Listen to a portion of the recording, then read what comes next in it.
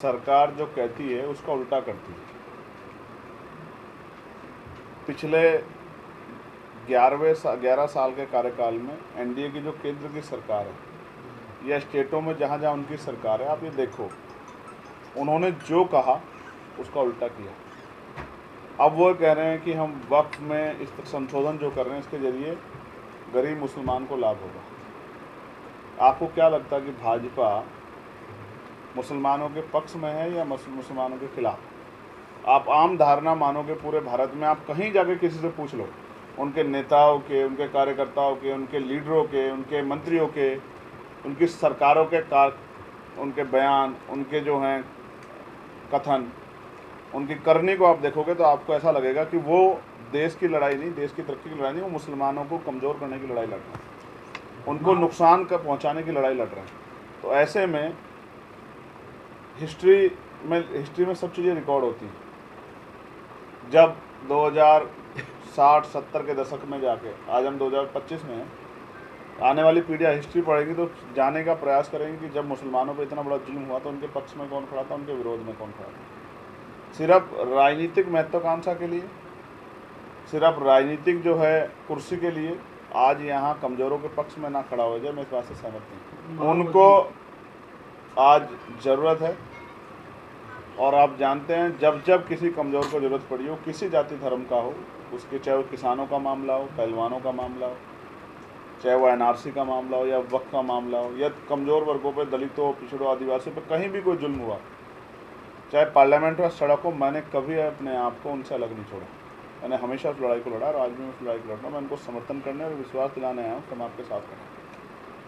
भाई महाबोधि महाविहार मुक्त करो का आंदोलन चल रहा है, 41-42 दिन लगा सरकार कुछ फर्क नहीं पड़ रहा है, क्या कहना चाहते हैं? सरकार जानती है कि ये जो लोग आंदोलन चला रहे हैं ज़्यादा दिन तक आंदोलन शायद चला नहीं पाएंगे, इसलिए सरकार चुपचाप बैठी। जिस दिन सरकार को एहसास हो गया कि आंदोलन बढ़ रहा है, इसकी शक्ति बढ़ रही है, लोग इसके साथ जुड़ रहे हैं, तो आप याद करो 13 महीने तक किसान आंदोलन में बैठे रहे, सरकार चुप रही।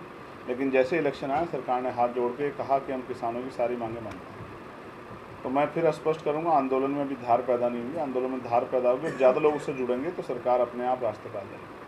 भाजपा के विधायक हैं सुनील मणि त्रिपाठी, वो कहते हैं कि जय भीम क्रिमिनल्स बोलते हैं। हाँ, देश के प्राइम मिनिस्टर बोलते हैं इस बात को, देश के प्राइम मिनिस्टर बोलते हैं, देश के होम मिनिस्टर बोलते हैं। अब मुझे नहीं पता कि वो अपनी पार्टी के नेताओं को, बड़े नेताओं को क्रिमिनल मानते हैं, तो मैं तो इसमें कुछ नहीं कह सकता। हम तो जय भीम के नारे से शुरुआत करते हैं, लेकिन मैं आपको रिकॉर्ड दिखा देता हूँ। आप कहूँ तो मोदी जी को जय भीम बोलते हैं, अमित शाह जी को जय भीम बोलते हैं, तो वो जय भीम किसको बोल रहे हैं? वो क्रिमिनल किसको बोल रहे हैं? उनके विधायक। तो शायद मुझे लग रहा है कि वो देश के आदरणीय प्रधानमंत्री जी को और गृह मंत्री जी को क्रिमिनल बोल रहे हैं, तो उनको सोचना चाहिए कि अपने नेताओं के बारे में ऐसा नहीं बोलना चाहिए। सर, आप दोबारा से दलितों के लिए पृथक निर्वाचन की मांग कर रहे हैं, ऐसा क्यों? हाँ, ये बड़ा अच्छा सवाल है, क्योंकि जिस तरह की ज्यादतियाँ, पृथक निर्वाचन की बात मैं नहीं कर रहा था, मैं सेपरेट सेटलमेंट की बात कर रहा था। आप सेपरेट इलेक्टोरेट की बात कर रहे हैं, मैं सेपरेट सेटलमेंट की बात कर रहा हूँ।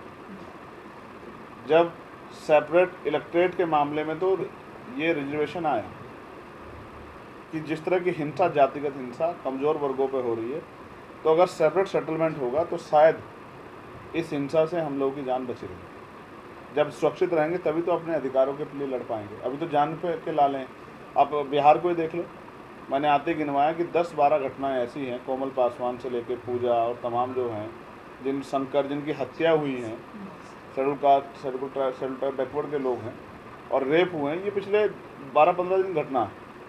तो इस जंगल राज में जातिगत जो है अन्याय वो बंद हो, इसके लिए जो है मैंने सेपरेट सेटलमेंट की बात की, क्योंकि बाबा साहब भी कहते थे, बाबा साहब की मांग थे कि सेपरेट सेटलमेंट हो जाता तो हमारी बस्तियाँ अलग होती, शायद आज जातिगत अन्याय अत्याचार नहीं हमें सहना पड़ता, हम कम से कम अपनी तरक्की के रास्ते खोज पाते, देश की तरक्की में योगदान दे पाते। देश के जाने माने कॉमेडियन कुणाल कामरा के को दिया गया, अभिव्यक्ति की आज़ादी जो कॉन्स्टिट्यूशन देता है वो सरकारों के खिलाफ यूज ना हो, इसीलिए हिंसा का सहारा लिया जा रहा है।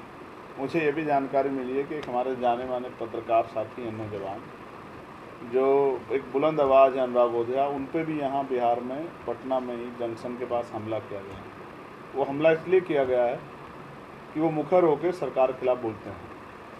विरोधियों को लगता है कि वो इस हमले से उनकी आवाज़ को दबा देंगे। कहीं पत्रकारों पे गोली चल रही है, आपने देखा हमारे यहाँ तो यूपी में वाजपेयी एक पत्रकार थे, उन पर सरेआम गोली उनको मारी गई। ये हिंसा भारतीय जनता पार्टी का शासन आने के बाद बढ़ी। पहले विरोध को सहन करना पड़ता था, विरोध को सुनना पड़ता था। आज लोगों में इस सरकार के नेताओं के नारों की वजह से, नारा आता ना गोली मारो सालों को, इन नारों की वजह से लोग हिंसक हो गए और वो हिंसा का सहारा लेके न्याय के खिलाफ उठने वाली आवाज़ों को दबाना चाहते हैं। हालांकि संभव नहीं। आप जितना किसी चीज़ पे जोर लगाओगे, दबाओगे, उतना ही शक्ति से आप एक पे जोर लगाओगे 10 तैयार हो जाएंगे।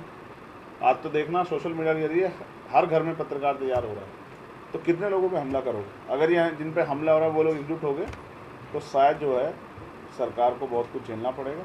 और मैं यहाँ के एडमिनिस्ट्रेशन से कहता हूँ आप सबके माध्यम से कि वो हमारे साथी की FIR दर्ज करके और उन आरोपियों पर सख्त कार्रवाई करें जिन्होंने इस तरह की हिंसा करने का काम किया है, क्योंकि अगर इस तरह की हिंसा करने वालों पर सख्त कार्रवाई नहीं तो कल वो किसी और को बड़ा नुकसान भी पहुँचा सकते हैं। सर बोधगया कब पहुँच रहे हैं चंद्रशेखर?